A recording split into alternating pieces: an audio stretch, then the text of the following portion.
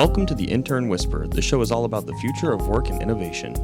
Today's Intern Whisperer employer tip of the week is be sure to invite your intern to connect with you personally on social feeds as well as on your company social channels.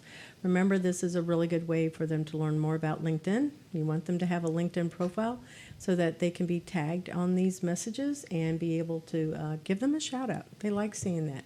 Welcome them to your team. So today's guest is Dana Marie. I'm going to go ahead and say the middle name. Roquemore. She is the owner and founder of the Dinner Party Project. And this is a phenomenal business model. I love it. I remember when you were wanting to expand also to New York. I don't know if that's still going on, but you can tell us about that or where you are available. But I was telling Matt that the most fun thing about all of this is it's kind of like not a murder mystery, but a little bit. Because I meet 7 strangers, and I sit down and I know nothing about them, and I get to learn about them for the whole evening.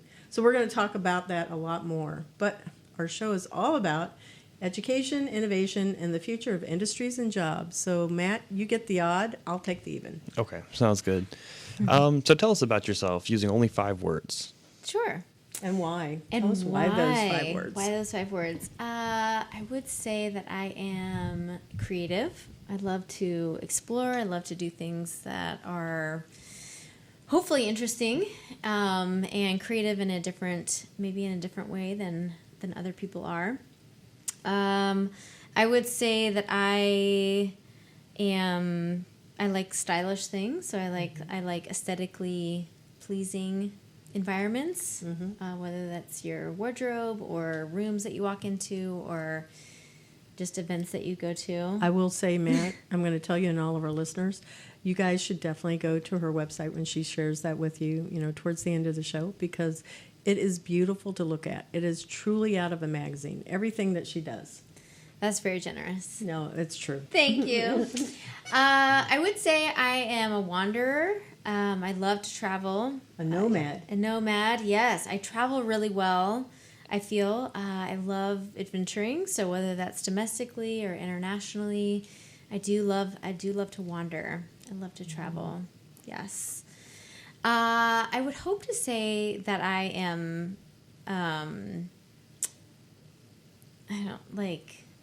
patient, but maybe not always patient, but You're human. I do hope to be patient. And welcoming to everybody. Oh, welcoming, goodness, yes. She is definitely that, yeah. Yes. The last one would be maybe an Epicurean. Like, I love food. So I love exploring food. I love eating food. I love making food. I love serving people food. I love, all food things. brings people together. Food, absolutely. It's something that we all need. It's a great equalizer. Yeah, those are good words that describe her. But I can tell Matt has a question. Oh, I was just going to wonder, is there a specific type of food that's your favorite? That's a hard one. That is hard. I would say up there would be like Italian and sushi, which are very different. Definitely from each other, yeah. Yeah, I mean, I love Thai food. I love Mexican food. I really love most all foods. Yeah, Asian food. I can relate. Yeah. Yeah. I know your brother. Yes. Her brother is Peter, and I think I almost probably know him better than I know Dana. But her brother, he loves Asian food. That is all he eats. And we have had long conversations about food and, him growing up in your family life. I know so much about your family. I bet. Because he's been really great about sharing. It sounds like the family that just about everybody would like to be in. I am very, very incredibly lucky and blessed.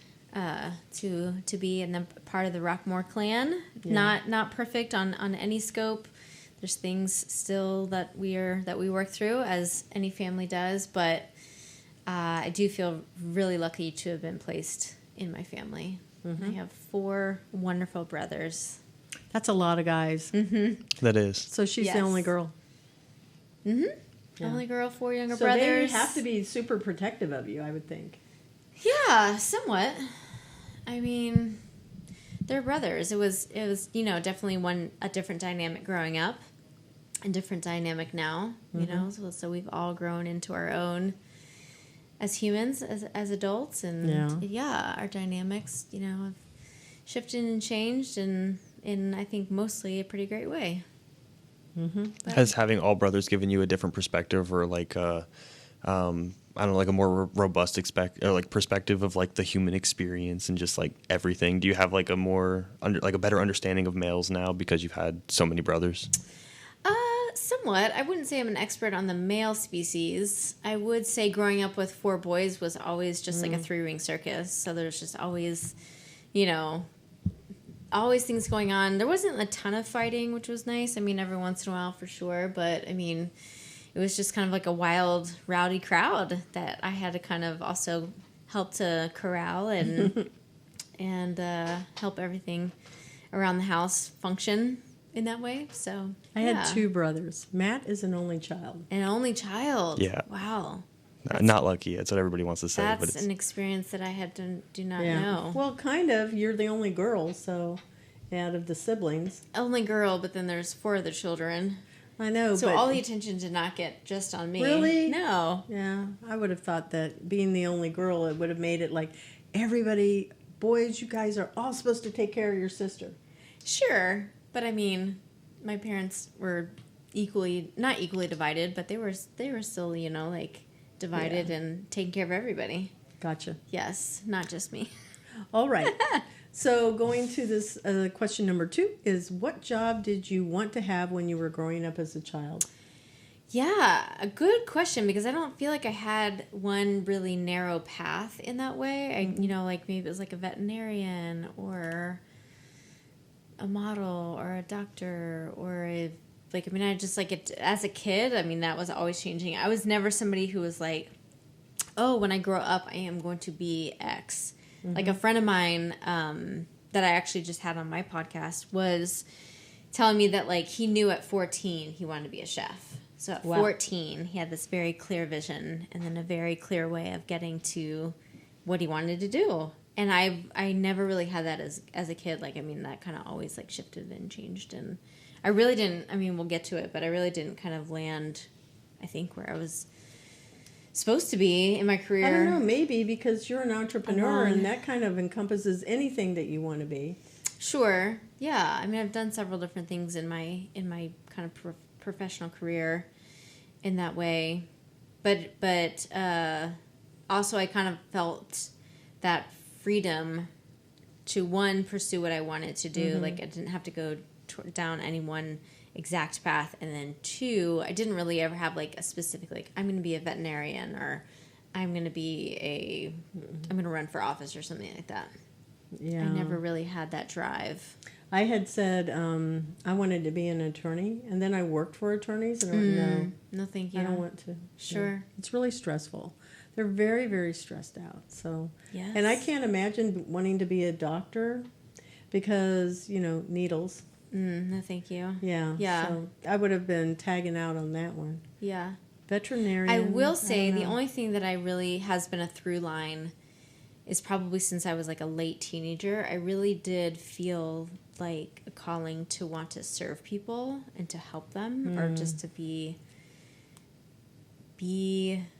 a way to enhance or to serve people. And so I think that that has always been something that whatever profession that I'm in has always been focused on that. Yeah. I do want to serve people well. Interesting. Mm-hmm. So your educational well, I'm jumping into yours. Well, that's okay. I was actually wondering, like, what is the Dinner Party Project, and what is your how did your education kind of feed into that? Yeah, you have to go back to the the roots. Like, where did you go to school? So I actually went to school here at Valencia for 2 years. Yes, I started this campus. Oh wow! Mm-hmm. We lived on Dean Road. How much has it changed since you went to school here? Is it bigger? Of course. Well, I mean, I started school here. They have 9 buildings. I think I started in 2002 or 2003. Actually, it's probably 2003. Mm-hmm. So very long. Like, I graduated high school, but then I didn't start college for a couple of years. So I traveled. I did some missions work. I did a couple of things kind of. I so believe in a gap year and or a time where people like, especially if you don't have that direct purpose where you're going straight from high school, which has already been an experience, and then directly into college, which is, to me, you know, somewhat, it's like if you don't know exactly what you're going for, then like why start that journey? So I still didn't know what I was. I took a couple years off, and then 2003 probably I started at Valencia because I was like, I don't know exactly what I want to do, but I know that if I'm going to get a college degree, which I wanted to do, I was going to have to get all my general ed out of the way. And Valencia just seemed like the best option. I mean, obviously there was UCF and, you know, Rollins and some other places, but I just was like, to me, I was like, why would I pay that amount to go somewhere to be in a classroom of like 250 people? I get no individualized attention. So I was like, yeah, so Valencia seemed like a good, because I was also like, I don't even know exactly where I'm headed. Like, I know that I'm going to have to take like college algebra and statistics and like English 101 and a bunch of other stuff. So it's like, I might as well just like start there. Yeah. Yeah. So that was like, I did that for 2 years-ish, somewhere in, most of it was in person, and then some of it was online, I think. And then I just graduated with an AA in like general studies or whatever. So I just got that out of the way. So how many buildings were on the campus at that time? There's 9 now, so. I have no idea. Well, I was just wondering if it is half the size of it was. Sure. now. I mean, most of it was like in that roundabout. I mean, I just know like I would go that's there. like 2, 3, 4, I think is what's in there. Yeah, or 3, 4, and 5. That's what's in there. Yeah. Okay. The theater, the library, and then the dining hall and career services. Okay. That's what's in that roundabout now. Sure. I've been at this campus a lot, so you can tell. Sure. Yeah. I took only a couple of classes over at the West Campus off of Kirkman. Oh, yeah. So that was a trek. I think it was like because I had to, because they weren't like available when I needed them, or they weren't available. The classes weren't available over here or something like that. But I mean, I pretty much took all the classes here at this campus. Yeah. Yeah. I think West was their first campus. Well, anyway. Yeah. And we're moving on from Valencia for sure. So where did you go from when you got the degree? Did you take the gap year? Well, I took the gap year before. Okay. Because I graduated in 1998. High school, you mean? High school. Yeah, I'm dating myself. So then from there to 2003, several years. So traveled, worked some jobs. So did Valencia for a couple of years, and then I transferred to a school called Regent University, which is in Virginia I've heard of that Beach. school. Yeah. Okay. Yeah. Isn't it a national school? Like it's all online or? So it's not. They have a campus. Okay. Yes. And so it's in Virginia Beach. I actually did it. So they were actually back in 2005. I started there in 2005. And so they were actually just starting, I think, their online courses or online campus or whatever. So I went 100% online. And so I've never been to their campus. So so I just did everything, obviously virtually. That was, I guess, fairly innovative back in 2005. What did you think of online courses? Did it really appeal to you? Somewhat, yes and no. At this point, I was seeking a degree, and I got a degree in psychology with a minor in substance abuse counseling. I had started counseling in 2003 myself, and so that was just such a huge pivotal time in my life to address things and heal and have an unbiased third-party opinion. Was like, just, I think everybody should have access to counseling. So anyway, so I was like, well, maybe I'll be a counselor. So I chose this school. They had that program, and then I had started working in events in 2005, and so I was traveling for the events, and so the remoteness of being online just allowed me to be able to work events and like be able to do school wherever I was. So when you were doing events, was it just you, or were you working with somebody else at the time? No, like I hired? was, yes.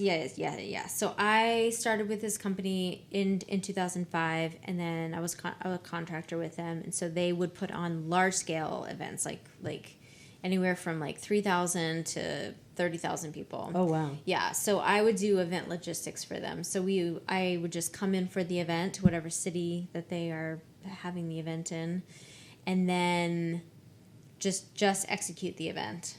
So you do like the load in, all the backstage stuff, set up, and then the event days would be like 14 to 16 hours. Wow. And then sometimes there would be one event day, sometimes there would be two, and then all that kind of stuff. So it was a mix. I think that I would have preferred more in person, and especially with some of the classes, like I did have to take some advanced like statistic courses, and math is not my strong suit by any stretch of the imagination, and so some of that was more challenging. Not having, I mean, I think I could email my professor, or maybe we had like a phone call or something, but I just like struggled so hard with some of those classes online. And it's not like now where it's like maybe you would FaceTime your professor, or you would have like, there was like boards, you know, like community boards that you could like post things to. But so I mean, it allowed me to travel. It allowed me to have a job. It allowed me to not have to be at any certain place at a certain time, which I liked. But then it also had its drawbacks, you know, like it's like, you know, only online, so you're only doing papers and you're only doing discussion boards, and you don't know your classmates, and, you know, you're not building any of those, you know, college relationships in that way. Right. Yeah. I think college, I've said this before on the show, and I guess Matt might, I don't know, you tell me if you agree. I think that college is where people go to learn more about themselves and how to socialize, maybe inappropriately, but also, you know, in large groups. It's not the same as high school, but it's definitely not like professional life. So there's this place of, I think it depends who you figuring are. out who you are. Figuring out who you are, but like I said before, I think sometimes people really know what they want, and they're very driven and have this like, you know, very tunnel vision of like, I want to be the best here. I want to achieve this. I want to get the internship. I want to advance in my career. I'm here for that purpose. So sometimes people, it's definitely there to party, definitely there to explore and find themselves. I think other people have a very different college experience in that way. That's true. All right, so you went from all of this. When did you start your business? I did not start my business until much, much later. I was with that company and some other companies doing events, and so I did that for about 4.5 years. Was this like corporate events or weddings, or did you have They any were like specialty? conferences. Ooh, those are really big. Yeah, big conferences with like sales breaks. So basically they put on these conferences to have a couple different sales breaks throughout the day, and then they were selling these products. And so that was their gig kind of deal. Yeah. That sounds like being down at the iDrive at the concourse, right? Doing any of the special events down there? Yeah. Yeah. Yeah. So Orange County Convention Center. That's it. Yeah. Orange County Convention Center. Exactly. Yep. So it'd be like very large scale in that way. So there was a couple different roles that I did when I was there for that amount of years, and it was really a fun experience. It was not perfect, and there was, you know, things about it that were not great, but there was a lot of, we had this team that we would travel with, you know, and it kind of, some of the people changed over the 4.5 years. My brother James worked with me for a lot of that, which was so much fun. Peter came on a couple of shows, but it really created this like family dynamic. And so, you know, we had like maybe 24 people that we would work with. You know, I would see them like twice a month, you know, as we did these large scale events. And you're putting in long hours, and like sometimes it's stressful, you know, like events are. And, you know, everyone's kind of like pulling through together. So we were this young bunch of kids, kind of in our usually or 20s, 30s, 40s. A couple people that were older, but yeah, mostly it was like 20s, 30s. So yeah, we were like kind of learning on the road and pulling off these big, large scale events. And yeah, so I had done that. And then I had in my last year that I was there, 2009, I did, I think like 32 events in 52 weeks. And I was like exhausted. Yeah, I was like, I can't. This is not sustainable. That's called road warrior. Yeah, it was crazy. Yeah.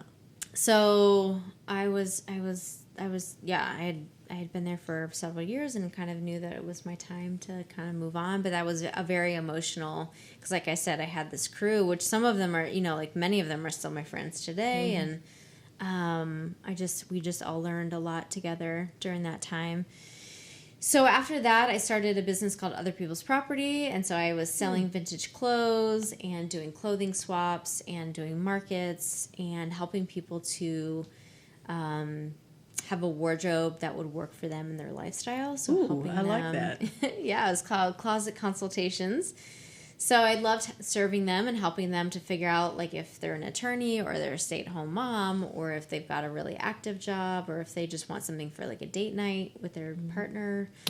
So I would just come into their home and then help them either like purge all the things that maybe they don't need, help them figure out like a short list of maybe here's some things you could add to your wardrobe that would help you to body shape and making sure body shape, colors, all that kind of stuff, and then kind of like styling. So how do you pull everything together? Like the stuff that you have in your wardrobe, things that we may have gotten that you need. Like a great pair of jeans or a really good pair of shoes or something like that. So yeah, I'd started that in 2009, and then I realized like selling vintage, I was like, you have to sell a lot of vintage to break even. I had worked for a lot of years, and so I had saved up this little like nest egg, and so I was like, it wasn't like crazy much, but I was like, okay, well, I can quit my job, start my own thing, and then give myself a little like runway. But I learned very, very quickly, like, being an entrepreneur is hard. Not for everybody. Yeah, it's hard. Like, especially if like I am the creative and the ideas person, but my passion is not for business, right? Like I didn't have a business model. I started it with a friend, and we were just like, I think that's how most people do it. They have no concept as to what it takes to start a business. Oh, I'll start one, and then they'll quit after a while. But it's a big learning curve. Yes. A lot. Even if you took business classes, it is still a big learning curve. Yeah, because you have to wear a lot of different hats. You have to really know, between finance and every marketing department. And being social with, if you're selling things, you have to be, someone that can interact well with people. And like, there's just, so many different levels. And, so I did that, and I enjoyed that for a couple of years, but kind of realized how much it was to kind of make an income from that. You said you were selling vintage in 2009. That's like pretty ahead of the time. Like vintage is like pretty popular now. You go into Target and you see everybody, ripping off the Def Leppard t-shirts and stuff. Yeah. But like vintage is like very lucrative now, and there's a lot of people doing it and making some pretty good money on it. Like you were really ahead of the curve. Yeah. It was interesting because when we started, Etsy was like just taking off. And so we were on Etsy, and we were doing like pretty well on there.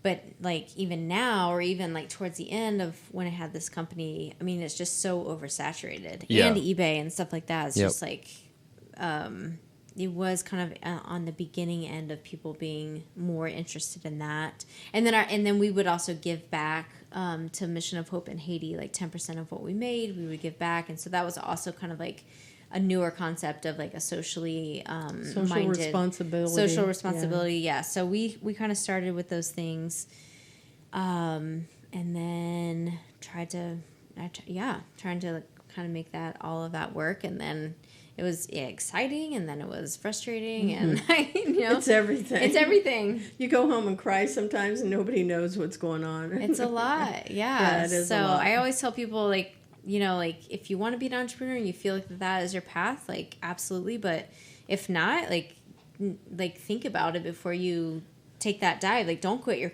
your corporate job. Oh my God, yeah. I tell that to people too. So don't quit the job until you're making as much as what it takes to sustain you right now. Sustain yourself, yeah. Or you marry well, somebody that's going to support you and go, yeah, baby, go ahead. You do whatever you want. Right. You inherit a lot, or, you're going to be faced with the fact that, yes, you will be living a very small, meager life for quite a while unless you're like super good. Unless your business is dynamite, which some people... Oh, yeah. Right. Yeah. Their business can grow, or they just hit at the right time and it'll take off for them or something like that. So obviously there's no guarantees in life in general at all, whatever job you're at. Mm-hmm. But the entrepreneur life, I think, is not to be taken lightly in that way. Mm-hmm. Mm-hmm.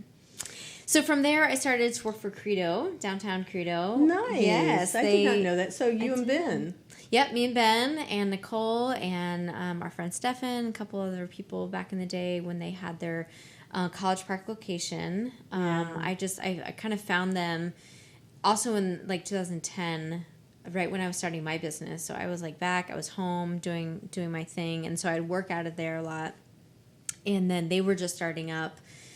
And then in 2012, they were doing events and they were renting out the shop and doing their own events. And so I came on for about a year and a half with them to help them with their events. And I kind of fell in love with Credo and their credo, which is kind of like living your life with meaning, impacting community. And that resonated with me so much and my desire to serve people and what I wanted to be about. So I was doing my own company, but then I needed some additional income. So then I was working for Credo part-time. So I did that for a year and a half.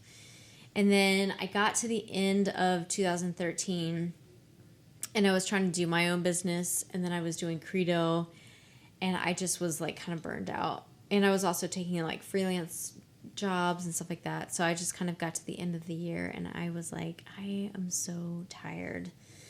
And, sometimes we get to spaces where we were working so hard that we're not really enjoying life. Mm-hmm. We're not enjoying the process and in the journey along the way. And so I had worked a lot and I did, again, kind of like had saved up some money. So I did what any normal, responsible adult would do. And I went on a sabbatical and I kind of like paused my business and then Credo stuff kind of came to a close. And I just was like, I just need a break. I just need to get out of Orlando. I love to travel. And so that gives me so much life and joy. And I had some friends that were living over I wanted to go to Sydney, Australia. And so I had remembered that a friend of mine was over there. And so they graciously hosted me in Sydney. Wow. For almost 2 months, which was incredibly beyond generous because it is so expensive over in Sydney, Australia in general. Really? Oh, it's so expensive. It's like New York, even might be more than New York. I mean, it's just, I got over there and I was like, oh, I'm gonna have to budget my money a little bit more than I thought I was going to. Yes, that surprises me. It really does. That Australia is expensive. Yeah, I mean, it's remote. You have to ship everything there. Like nothing is like made on the island, right? So like they have to ship in milk and like everything. So everything is just so expensive. I get that. Same thing with New Zealand. New Zealand's really expensive too. Yeah. Australia, I'm thinking, well, first off, I'm thinking it's big because there's kangaroos there. Uh-huh. Yeah. And, other exotics. Uh-huh. So, and I'm thinking Crocodile Dundee. So I'm thinking, yes, I figure it's remote, but there's also a city that has life to it. And it's well known for it. So I would have thought it would have been. I mean, if you live in Australia and make Australia salaries, then you're also doing pretty good. But as a foreigner, with the exchange rate, I think, it was. So over there, you would go to a restaurant and they don't really do tipping. But like, let's say you would go just to an average restaurant. We're not talking like something. We're talking like. So a burger would be like $17 to $20. Whoa. Yeah. Because tip is included, obviously taxes included, but then just that's for a burger. McDonald's. And not that I obviously drink a ton, but alcohol is really taxed there, like highly, and cigarettes. I don't smoke, but so those things are like really expensive. Like we went out for drinks one night. My friend got the job that she wanted or whatever, and so we went out to drinks. And I think we each got one cocktail at this like nice hotel, and it was like $42. Whoa! For like 2 cocktails. That's insane. So I mean, it was like the cost of living there was like a ton. Wow. So fortunately, where I was staying was within walking distance of Bondi Beach, which is in one of the most incredible beaches ever around. But there's so much coastline there and so many beaches and so much beauty, like hiking and the outback. I took 1 week out of that 2 months, and then I went up to Queensland, and that's where the Great Barrier Reef is. So I stayed in like a hostel there, which I didn't realize at the time did not have air conditioning. And I was like, what in the world was I thinking? Because I'm like on somewhat of a budget, of course, because I had to fly up. You have to fly up there. It's not like close to Sydney. But I was like, I'm all the way in Australia. Like, obviously, I'm gonna go see the Great Barrier Reef. I love the water. I love swimming. So anyway, so that was fun. And I just went with like no kind of like intention or purpose. I was just like, I'm just gonna take a time and just pause, you know. That's awesome. So then I went to New Zealand as well. So I was there for 3 weeks, 3+ weeks. And so I had some friends over there also that I stayed with, which was fun. I made some new friends when I was over there. I got to go to Hobbiton, which I am a big Lord of the Rings fan. And so Hobbiton is like a working sheep farm. And so basically they had done all the sets for the Lord of the Rings. And then when they came back to do The Hobbit, they made a deal with the farm or whatever that they like rebuilt all the sets, but then they had to make them permanent so they could create this like tourist attraction. Right. Oh, that was smart. So I paid like €75 for like a tour of the place. That sounds like $75. Yeah, but it's more because you're the Australian dollar. I guess it wasn't a euro. I do take that back. $75 Australian dollars, which is or New Zealand dollars. But I mean, it was worth it because yeah, it was wonderful. But it was New Zealand's so incredibly gorgeous. I mean, it is like heaven on earth. Like, it really is all the things that you see in the films. Gordon Ramsay did an episode there. Okay. At New Zealand, and I went, wow, it was so beautiful. And, you know, they're always foraging for all types of food. Did you end up doing that while you were there? Were you foraging? To create recipes? Were you, like, cooking at that time? No.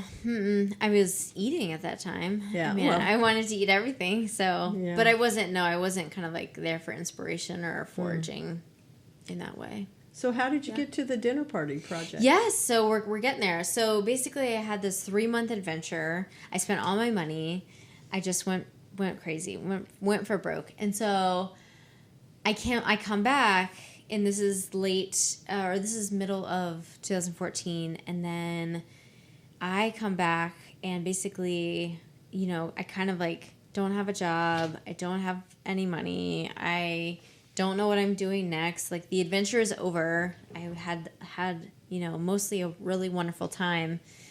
But it's back to Orlando, back to reality. It's like that post-vacation depression. Kind of like, you're like, oh. Vacation. I don't know what those are. It's like Monday, but for a whole month. Back to reality. So a friend of mine around that time had asked, you know, kind of like, what brings you joy and what brings you life? And what are you not doing that you should be doing? And so I thought on that, and I thought, well, I guess if I could just do like anything that I wanted to do, I would throw dinner parties. I love gathering people around my dinner table. You know, I do that intrinsically, and I just love the kind of the magic that happens around a dinner table, which is just gathering with food and drink and questions. And so I was like, I have this idea. I'll throw everyone's name into a pot that wants to participate and grab, you know, 7 names out of a hat. And then I'll invite them. My dinner table seats 8 people. I'll be the host. I will do drinks, and we'll do 4 courses. I love eating a lot. I love drinking. So I just wanted to be able to, like, have this kind of, like, set time that people could come and meet new people. Like, so I've lived in Orlando now for 20 years. Back then it was 14 years. But, I mean, I had, you know, met so many people out at, like, social things. Like, you kind of meet them and you might make small talk and you might see them again, but you don't really know them that well. You don't know their background and what drives them, what their family's like, and their history. And So I was like, I want to kind of know some of these people better. And then I also have some really deep friendships in Orlando, and I feel like some of the most kind, creative, generous, incredible people live in Orlando. And so I wanted some of those friends to know each other. And then I wanted to meet new people myself. So I was like, I'll just kind of throw everyone together. And then we'll do introductions, like who's here and who's doing what. And then we'll do some fun questions. And we'll just see what happens. You know, I was like, I don't know if anybody's going to come, but I was like, I'll put this out there. One thing I am good at is like, I am a risk taker. And so that's always been kind of like in my comfort zone somewhat. So just kind of putting things out there. Sometimes it works, sometimes it doesn't work. But yeah, so I just had this idea. So I'm going to add on to what she's also saying. So she would bring in a local chef. It did not start that way. Oh, yeah. At the very beginning. You were the chef, right? Yes, but I was also trying to be the host, and it was like too much. I very quickly realized. So I had started that way for a couple of months because in the beginning it was not a business. It was like, I'm back from my trip. I'm in a weird place. I need something that I can be motivated to like move towards and have like something that I'm passionate about. So I just kind of threw myself into that. But it wasn't a business idea. It was just like, so I just was like, I'll make food, I'll make drinks. So a couple months into it, I actually met Brittany from Farm and House before they had really started. So they were just starting, and then I was just starting. And so basically, they were my first guest chefs. Nice. And how did it transition into a business? Were you charging per seat, or did you kind of have this idea of like, did you do themed dinners, or like how did that kind of transition? Yeah. So at the very beginning, it was like a twice a month Sunday supper club. So it was like every other Sunday night. And then I would just like, you got it at the very beginning, it was like you got an invitation. So you put your name in the lottery, and then, oh, like Bill is selected. Oh, Laura is selected. Or like whomever is selected. And so you would get an email to come to the dinner. It was a very, very low amount at the very beginning. And I very quickly learned that I was losing money. And so I was like, okay, well, so I have to like bump up my prices. I have to figure that out. I have to figure out an invite system. I have to figure things out. And then people were coming, which was crazy. And I had started Instagram right as I started it. And so people were starting to come without knowing me. And that's why I was like, oh my goodness. Like people are like, this is a business. Right. So then after that, I was like, okay. And I had done, an LLC for my other business. And so I just kind of like did the same thing. And I was like, okay, so now it's legit. And then now you have to figure out how to run a business. Yeah. So she would I just found it so intriguing. So it's strangers, and we all come there, and we have to introduce ourselves. She gave us cards that were there. The table was gorgeous. It was straight out of a magazine. And there was a menu card that I don't know if it was mailed to me. I think it was. I'm not sure. But I remember it was like on beautiful paper and everything. I think it must have been at the event, right? Yeah, we don't email the menu before. So you don't know the menu, and you don't know who you're having dinner with. That is true. Right. That's exciting. So it's at pop-up places, just random places. So it could be in a warehouse. It could be in an air hangar. It could have been in a vestibule of a church. It could be anywhere. So definitely pop-up and added to the mystery of the event, so to speak. And then when you come in there, there were signature cocktails. And I was blown away by it because it was magical. I'm going to tell you that. It was really magical when I went to one of the events. I've only been maybe twice. I think once, but I'm going to say twice.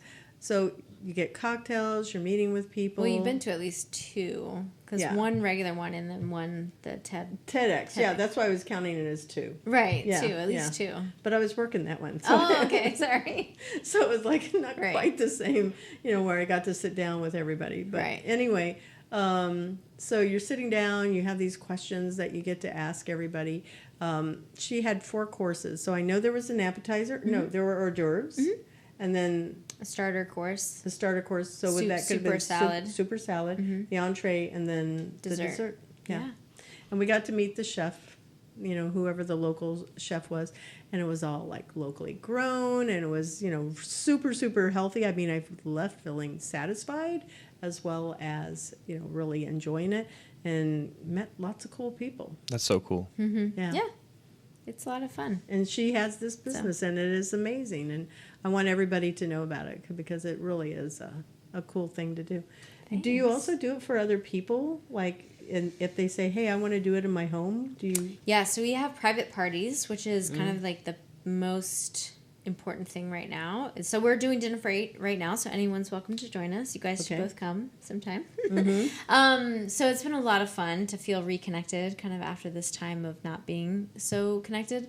And then private parties is really what has kept us alive. So if people have an anniversary or a birthday or a team building dinner or a corporate event or a holiday party or any type of gathering that would make sense, for us, and then we kind of can custom create a dinner party, for their specific needs. Yeah. Yeah. Very nice. Mm-hmm. So that is the Dinner Party Project. Yes. Mm-hmm. So who kind of influenced like all of this? Who would be the most influential person in your life?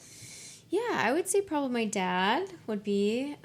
He passed away about 3.5 years ago, so he's no longer among the living. But sorry to hear that. Yes, me too.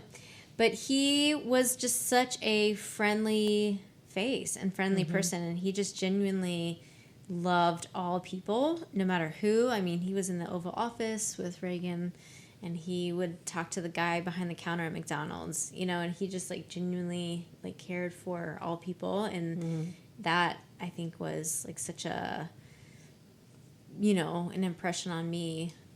Peter said that his dad would just start up a conversation no matter where he was. Yes, no matter what, no matter who, no matter if you had time or not. Yeah, he would. And he said he was sometimes a little bit more flirty, And I said, "Is that where you kind get of like from?" Peter? Kind of like Peter, yeah. Kind of like Peter, yes.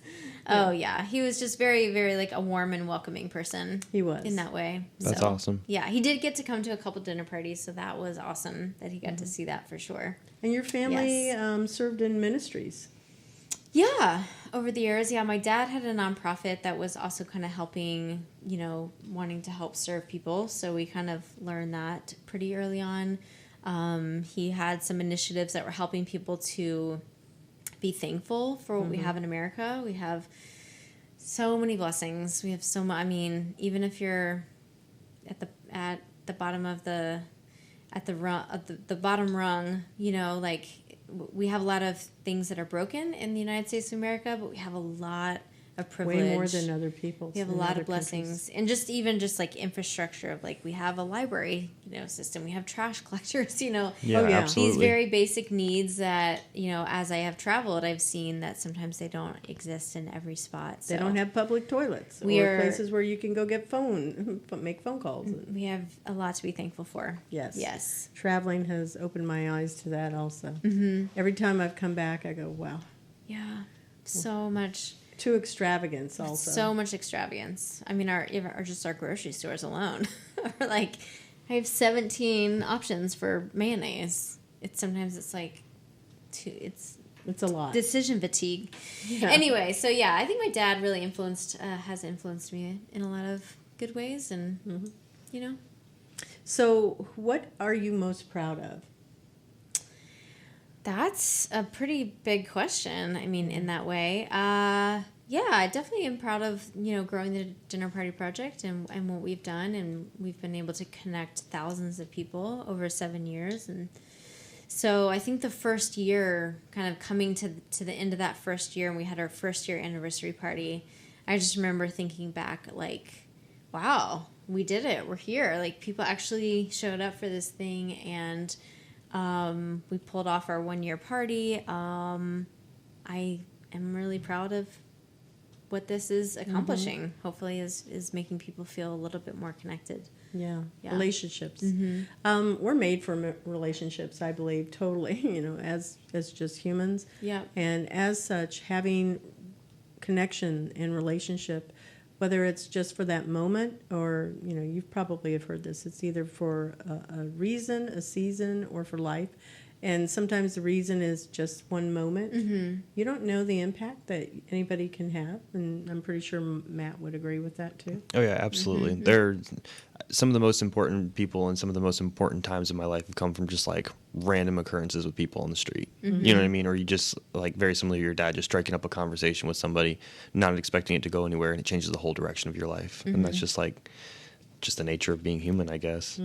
How I met Matt was I had gone to a Full Sail recruiting event, and from there I got Dave, and Dave introduced me to Matt. So you never know those. You never know how you meet people. And how I met Dave was really weird too, because I was just having a meeting with my teacher, and he was like, "Oh, you know," it was so funny. He was mentioning how like you just got to put yourself in positions where opportunity will arise, and like things will fall in your lap if you just position yourself underneath those things. And I was having a meeting with him, and I was talking about that, and then 30 minutes later, one of my future teachers, who I hadn't had yet, was running by on his way to a gig, and he's like, "I'm looking for people to help on this. Do you want to help? Where are you going to be at 5 o'clock? Be at Parks Ave." Right. And I was there, and I worked a gig with him, and that's how I met Dave. And then that has opened up an incredible amount of opportunity for me and the work that I'm doing now. And it just came from having a meeting with my teacher that like a lot of other people weren't doing. And it's just so strange. And now here I am. So you never know. Absolutely. All right. Well, we're going to take a real quick break to acknowledge our sponsors. So. The Intern Whisperer is brought to you by Cat 5 Studios, who help you create games and videos for your training and marketing needs that are out of this world. Visit Cat 5 Studios for more information to learn how Cat 5 Studios can help your business. Thank you, Cat 5 Studios. And we're back. This part of our show is about the future of jobs and industries in 2030. All right. So what do you predict the future of your industry, we'll call it hospitality and food, and jobs will be in 2030? You know, it can include anything, which is robots, AI, automations, augmented reality, virtual reality, teleporting, whatever. Or anything we did not name. Good question. I am on the end of this human connection of being together in person. And so that is my hope that will remain. I am a little bit nervous about AI and augmented reality and virtual, like that, all that stuff. I think there are, ways that it can be very beneficial, especially in trainings and things of that nature.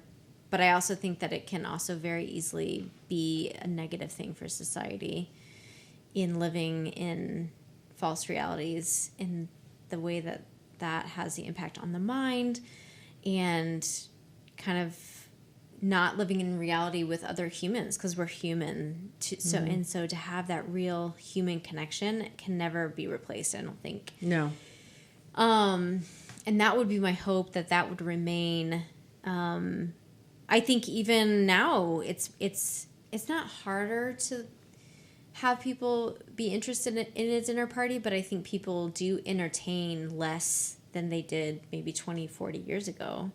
And so even the art of like entertaining and setting a dinner table and time that you're dedicating to being with humans, there's so much distraction right now. There's so much, there's so much social media. There's so many channels that you can have. There's so much to be distracted by. So like, it's too much now. I think more than ever, it's important to like keep hospitality strong, like going out for a meal, spending time together, spending quality time together. Things might be adjusted a bit in the terms of like, maybe there's more automation for things. That's also a reality, is like the more automated, the less jobs there are. And that's a reality for people and families. And that impacts the industry quite a bit. Now, we saw that with COVID. Because of COVID, people were essential workers, and then they didn't feel safe going to the workplace. So there was a lot of loss in that industry, the food and beverage and obviously hospitality. And so then when things opened back up, we saw that people weren't going back to those jobs anymore. Sure. So I can definitely see that people would be innovators, would be thinking, at least in those industries, well, we can get robots to come and clean rooms, and we could get, because they have the little thing that will vacuum the room for you. So I'm pretty sure. I've heard of other people that said robots have served them food There's some restaurant, and it's in Kissimmee, where a robot will bring you your food. Interesting. Yeah, we looked it up. It's not on the tip of my tongue right now. But with that, there is this place, and somebody else had also said that they were at a park, a state park, and you went to a vending machine, you paid, and then the robot brought it out to you. So there's this place where, yes, it's already there, where automations and robots are certainly in play. The ability to, socialize, and I'm going bouncers, how would they handle these kind of things, like what you think about when you go to either a concert or a bar or things like that. But, obviously you could go and get a drink made. So I feel like there's going to be this place of, yes, that would be the speedy thing. But if you're looking for something like what you're describing, where it's definitely more human, that's going to become the elitist model. Whereas, no, you're not dealing with, a robot, we'll say, that's either cleaning the room or bringing you your food. You can actually sit down at a restaurant or the dinner party project and have real food brought to you by a human, made by a real human, instead of going through the process of. Yeah, I think that's a big part of the hospitality industry, and especially of like a restaurant or a bar. Like my brother in Nashville is a server, and so much of his job is that relational. And like when you go out to eat, having a great server enhances your experience. Like helps you order, helps you figure out what you like or what you don't like. Like navigating a menu, a bartender. I mean, that's why you go to a lot of bars, is because sometimes like you know your bartender and you have a relationship with them, and like they know what you like. They're also your therapist. Sometimes, right? Sometimes, yeah. Yeah, so I hope that would never be lost, or like that would never be replaced by, I think there could be some things that would be helpful and that would aid that process. But like you said, I mean, right now it's also hard to get people to get back. I think it was good and hard for the industry because there are like working. I was a hostess one time, but I have never been on a line. I have never washed dishes in the back of a restaurant.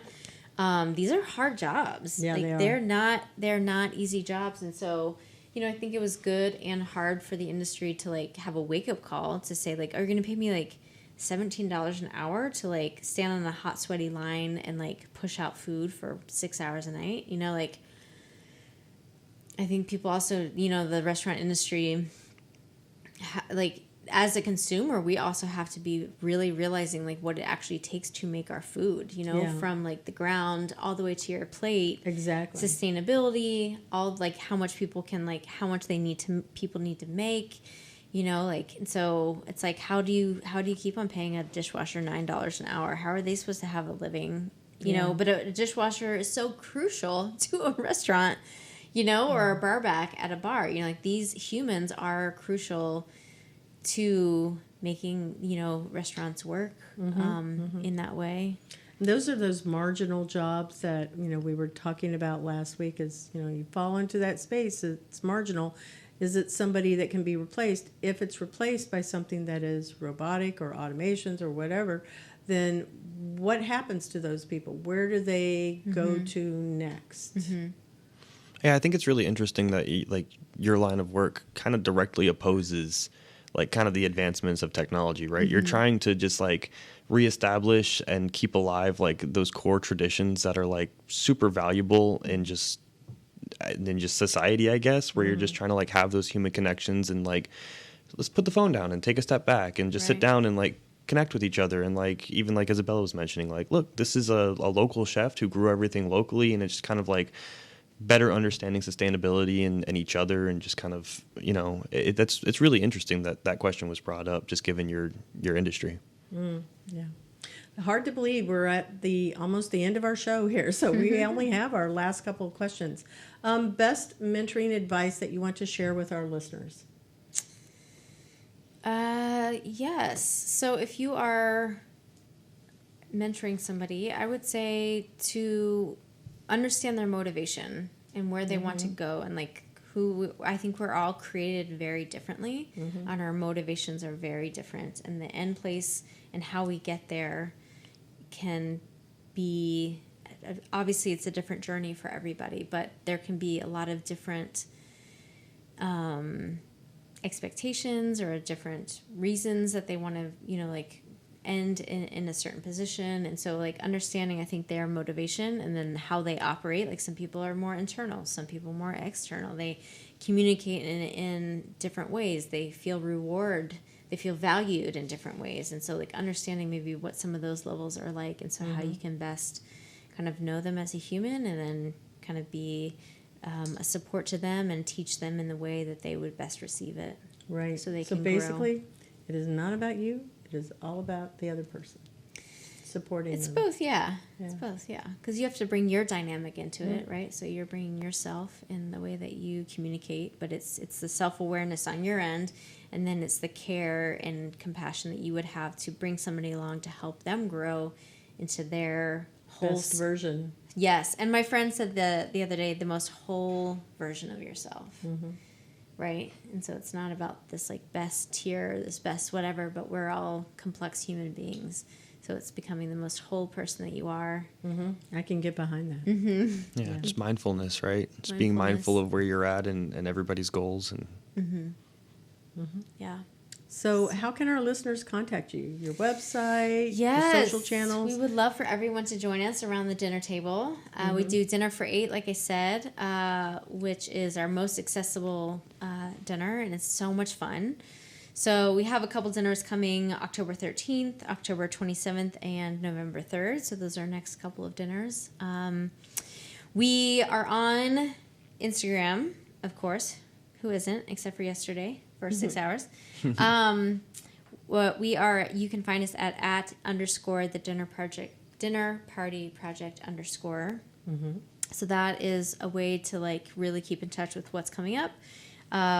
We have a newsletter, which you can find on our website, which is thedinnerpartyproject.co that Peter designed for me.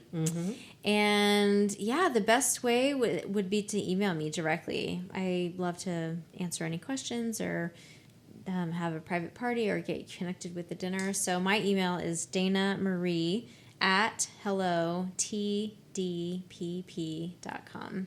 All right. So they can reach out to me there.